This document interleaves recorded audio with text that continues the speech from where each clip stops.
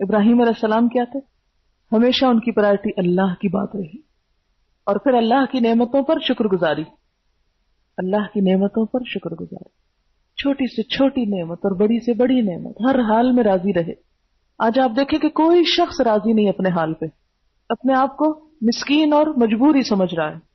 مثلاً آپ دیکھیں کہ کسی ادارے میں اگر ایک شخص 20ویں گریڈ میں کام کر رہا ہے تو وہ بھی پریشان ہے، اور جو پہلے میں ایک پی این کام کر رہا ہے وہ بھی پریشان ہے۔ تو فرق کیا ہوا ایک پی این میں اور ایک آفیسر میں؟ تو فرق ہوا جب دونوں کے دل کی حالت ایک ہی ہے، دونوں ہی پریشان ہیں۔ ایک کی تنخواہ 20,000 ہے اور ایک کی 2,000 ہے، دونوں ہی غیر مطمئن ہیں۔ یہ کیفیت کیوں ہے؟ اس لیے کہ جو کچھ اپنے پاس ہے اس پہ نظر نہیں، اور جو دوسرے کے پاس ہے اس پہ نظر ہے۔ تو جب زندگی میں ناشکری آ جاتی ہے نعمتوں پر تو انسان اللہ سے دور ہوتا چلا جاتا ہے۔ انسان اگر یہ دیکھ لے کہ میں اس چھت کے نیچے بیٹھا ہوں، وہ بھی ہیں جن کو یہ چھت نصیب نہیں، وہ درخت کے نیچے بیٹھتے ہیں، اور درخت کے نیچے بیٹھنے والا یہ سوچ لے کہ شکر ہے کہ یہ درخت کا سایہ میسر ہے، وہ بھی ہیں جو صحرا میں ہیں، ان کو یہ بھی میسر نہیں، تو خود بخود شکر گزاری ہوگی۔ ورنہ آپ ملینئر ہو جائیں تو آپ شکر گزار جب بھی نہیں ہو سکتے اگر آپ کی نفسیات نہیں بدلتی۔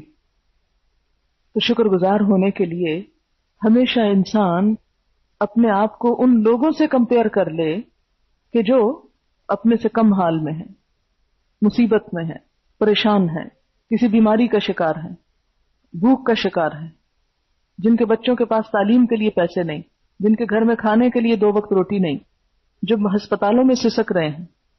آپ دین کا کام نہیں کر سکتے جب تک آپ کے اندر شکر گزاری نہیں آئے گی، اپنے حال پہ مطمئن نہیں ہوں گے۔ جب تک آپ کو دنیا کی زیادہ لالچ رہے گی، ساری توجہ اسی چیز کی طرف چلی جائے گی، اور دین کے کام کے لیے کوئی وقت نہیں نکلے گا۔ کبھی بھی آپ کو خیال آئے نا کہ ہمارے پاس کچھ نہیں، ہم دین کے کام کے لیے وقت کیسے نکالیں، تو سوچا کریں نبی صلی اللہ علیہ وسلم کے پاس کیسے خزانے تھے، کتنے بینک بیلنس تھے، اور کتنی تنخواہ تھی آپ کی اس کام پر مقرر کہ آپ نے یہ کام کیا تھا۔ 2 پتھر باندھ کے بھی آپ نے جنگ خندق میں خندق کھودی تھی نا۔ اور اگر اس دن آپ سو جاتے کہ بھی آج تو کھانے کو کچھ نہیں، کام کیسے کریں، آج ہم نہیں نکل سکتے اللہ کے راہ میں، تو کیا ہوتا؟ دین کا یہ کام ہو سکتا تھا؟ آج ہم میں سے بہت سے لوگ جو دین کو پڑھ جاتے ہیں، سمجھ جاتے ہیں، سیکھ جاتے ہیں، پھر اس کو آگے سکھانے کے لیے اس بات کو آڑ بنا لیتے ہیں، جی کھانے کے لیے کچھ نہیں، پہلے اپنی دنیا تو پوری کر لیں۔